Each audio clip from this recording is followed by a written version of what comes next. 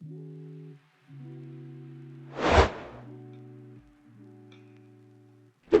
and welcome to the channel. Ready to delve into the Reddit verse for a story or several? If you like what you hear, be sure to like, comment, and subscribe, as it helps us aplenty.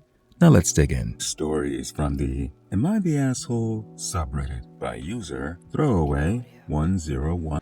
Am I the asshole for telling my maid of honor to stop attacking me after I told her it sucked to cancel 2 large life plans for her baby shower? My maid of honor, 29 female, found out she's pregnant and due in August. I, 29 female, live a plane ride away from her. We've been friends for 15 years. Today, my maid of honor mentioned planning a baby shower in a group chat with me and our other friend.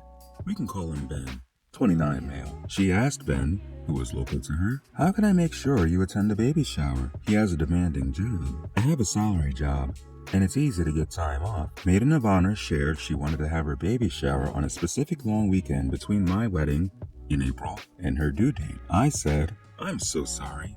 That's other friend, let's just call her Sue's, wedding." Maiden of Honor said, "Woof. Well, I think that's the only weekend I can do it. Not only is it Sue's wedding, but I was also planning on going to an event in the wedding's area with another friend, Daisy, who was planning to fly there for the event. I have no other plans the remaining weekends." I said, "I'd really hate to have to be an asshole and cancel on 2 people. I really appreciate if you did not put me in that position. Perhaps my wording was disrespectful there." My maiden of honor shared that she did not understand why I had an issue canceling on Daisy, but Sue's wedding she could understand. I explained that if it came down to it, I would cancel both of them for her baby shower, but it just sucks to be in this position. She made several other comments, such as, "My baby shower doesn't revolve around your schedule," and, "Yeah, I get being upset about canceling things.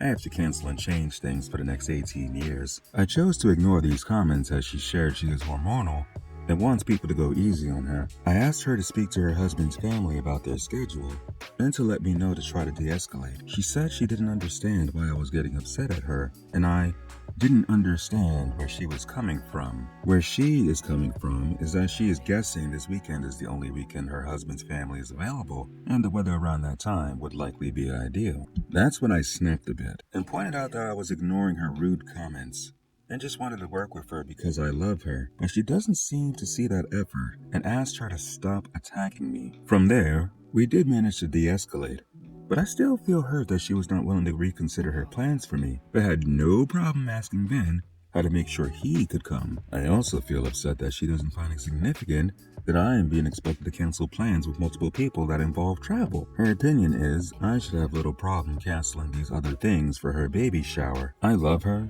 I will, but it still fucking sucks. Am I the asshole for telling my maiden of honor to stop attacking me after I told her it sucked to cancel 2 large life plans for her baby shower? Edit. This baby shower is not scheduled or confirmed with any of her family. She was throwing out a possible weekend, and I shared I was busy. To clarify, if this date was set and she told me this is when it is scheduled, I would not have given her any grief at all. Edit 2.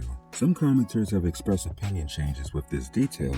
We have the kind of friendship where I am 100% expected to attend this baby shower, which she considers a major life event. I am wondering if I am the asshole for not wanting to cancel on my other commitments, or if she's the asshole for expecting me to cancel these and not being very willing to choose a date that I am free, despite completely expecting my presence. Update. I spoke with my maiden of honor today, and we have resolved this conflict. We had a communication breakdown. She does expect me to be there, but understands I have commitments. She chose another weekend. This one is a bit messy, to say the least. If I had to pick one asshole here personally, I'd say it was the maid of honor. She seems so uncertain of when this baby shower was supposed to happen, but expected OP to drop commitments on a whim. Now, what if OP had canceled these commitments just for the maid of honor to end up switching dates? Now OP might have canceled her prior commitments for nothing. The maid of honor may not feel the gravity of canceling these commitments, because she herself does not know, or may not be close to OP's other friends, or may feel she herself is more of a priority, given she and OP's 15-year relationship. But even then, you do not own OP, and they are free to make their own decisions as a human being. Also, That comment about getting OP's frustration of canceling things because you have to cancel and change things for the next 18 years? Yikes. Was this not a child you were planning for? Such a comment comes off better to me. But then again, she was hormonal at the time of making it. I'd hope these feelings are alleviated with the birth of the child for its own sake, though. User SafeDraft1330 says, sorry, but you plan to cancel going to your friend's wedding to go to this friend's baby shower? I mean, really? You have your priorities wrong. A wedding is more important than a baby shower. Can't believe I had to type that. You're the asshole. PM Me Dying Genitals says, you're the asshole for putting your decision on your maiden of honor instead of owning it yourself. No, she wants to have her shower on the one wedding you're unavailable. That sucks. And you'd be totally within your rights to tell her you're so sorry, but you're busy with a wedding that weekend. It's unfortunate, but people make commitments. I see you said in another post that you'd pick the baby shower over the alternate plans because this girl is your bestie. Great! I've got people like that too. I think you become the asshole when she says woof. Well, I think that's the only weekend I can do it. And you respond by basically telling her, well, you're making me be an asshole to my other friends. I don't want to, but you're forcing my hand. If you were so sure you were going to attend the baby shower no matter what, the correct response there would have been, oh darn. Okay. Do you think you could let me know ASAP? Cause I have a bunch of stuff I have to logistic through. I need to see if I can get some of my money back, and let Sue and Betty know I can't make it. It's informative. It demonstrates that there are other things that need to happen in order for you to attend that weekend, and maybe it would have given her a little nudge to try and find a different date that worked. I think that your decision to attend the baby shower over the wedding is yours alone. It's up to you to choose to prioritize and what plans you choose to keep or cancel. It's unfair of you to put that on her. I feel bad about that too, almost like you were trying to guilt me into choosing a different weekend. I'd be annoyed too. To which OP responded, thank you for explaining this clearly and using specific examples, as well as a recommendation on how to better word it. I really appreciate that. This really helps me understand why I'm the asshole here, and I appreciate the feedback on how to improve and conduct myself differently in the future. User JBW66 says, this guy's grammar sucks. You're the asshole if you're willing to cancel on two people to attend the shower, then you don't get to complain about it and try and shift the responsibility to them. You're making a choice here, but you don't appear to want to own it. The only person being rude and inconsiderate is you.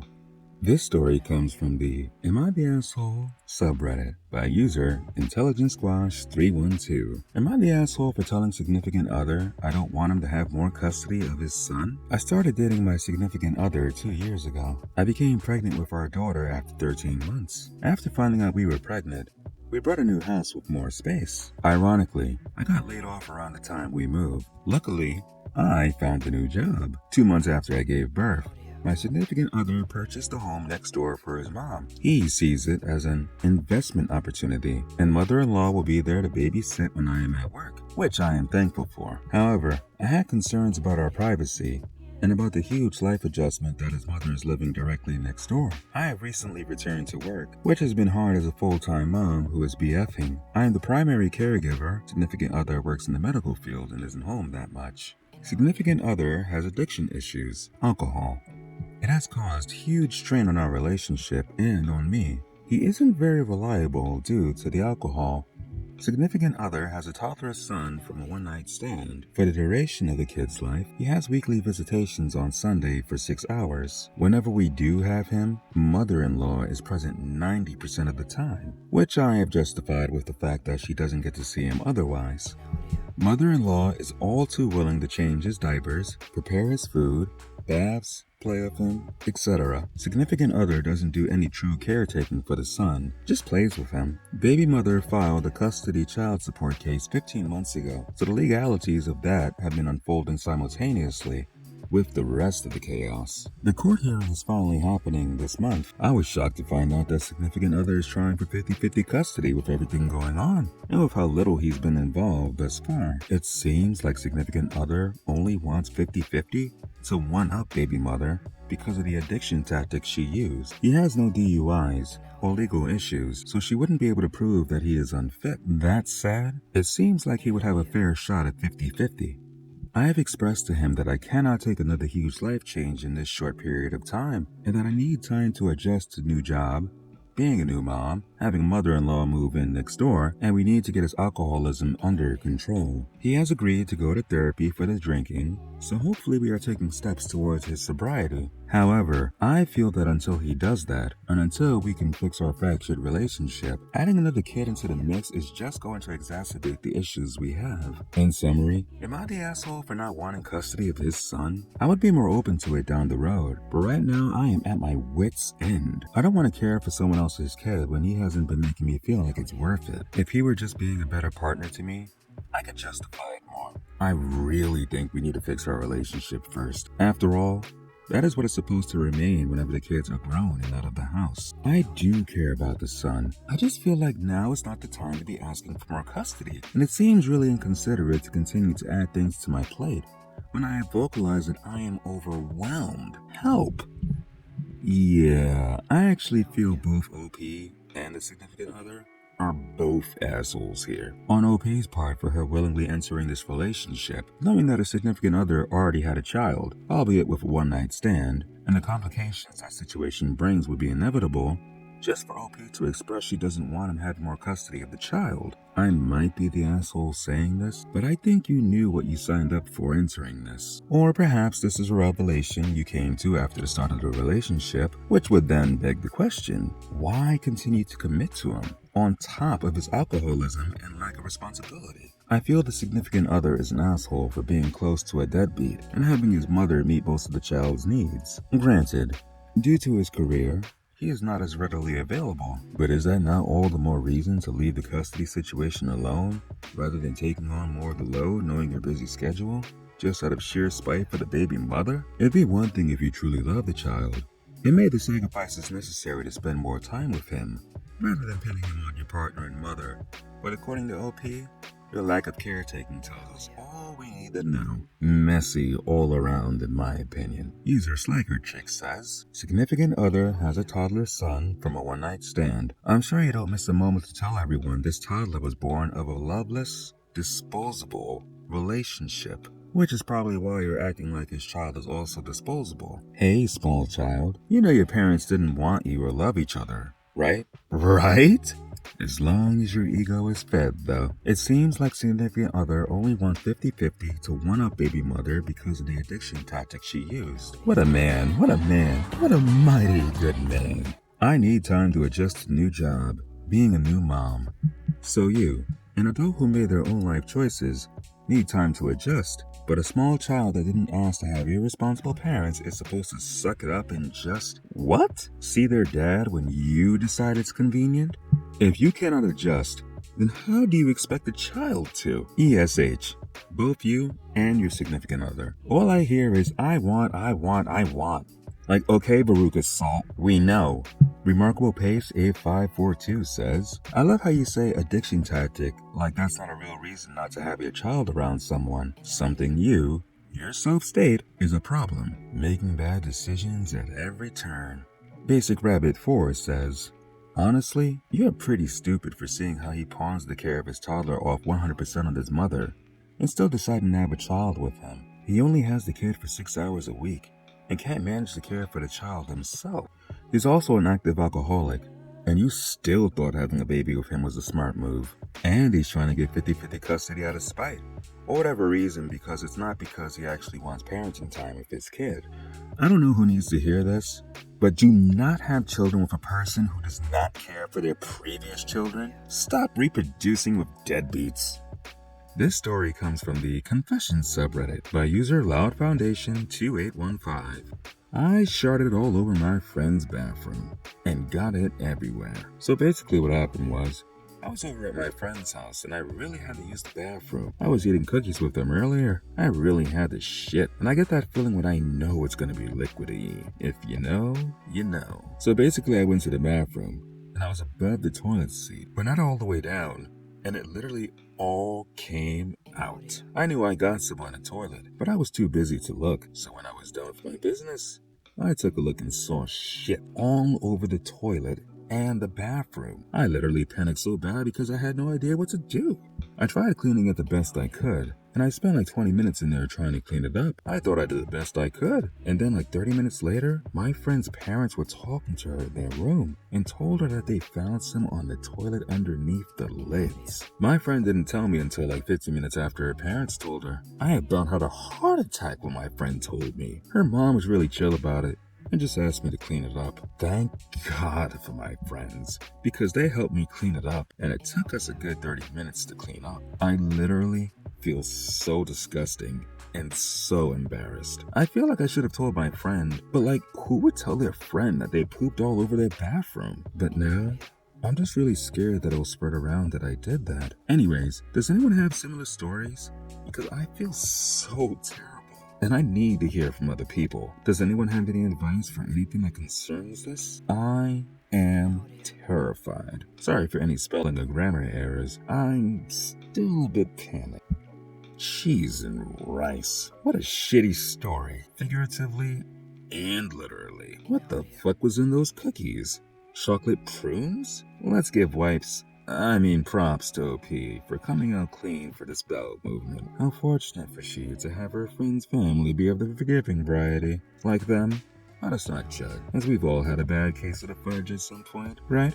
Let's see who can relate in the comments. And speaking of, comment below a story of your shenanigans. User No Tradition 5775 says, I never personally shit all over a bathroom, but if I did, I'd do exactly what you did. You did the best you could, and your friends helped you out after, so that tells me there's some decent people to have around. Maybe get them some little gift bags as a thank you. And as a joke, throw some Tootsie Rolls in there.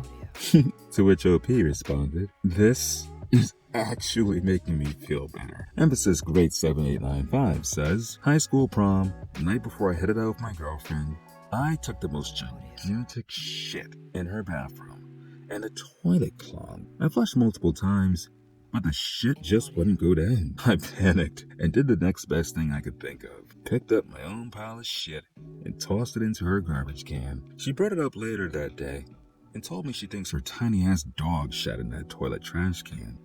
I don't know what was worse. The fact that I transported my shit from a shit dispenser to a trash can, or the fact that this was a terrible idea and her bathroom must have smelled like absolute shit, and she probably suspected it was me. Ironic part was, her dad was a plumber, but their own toilet couldn't do its job right. User Hollywood Style says, deny, deny, deny. It was the dog, stupid. And that's it. What are your thoughts on these stories? Which one resonated with you most? Do you agree or disagree with any of the replies mentioned? Drop us a comment below to let us know. And remember, be sure to like and subscribe for more.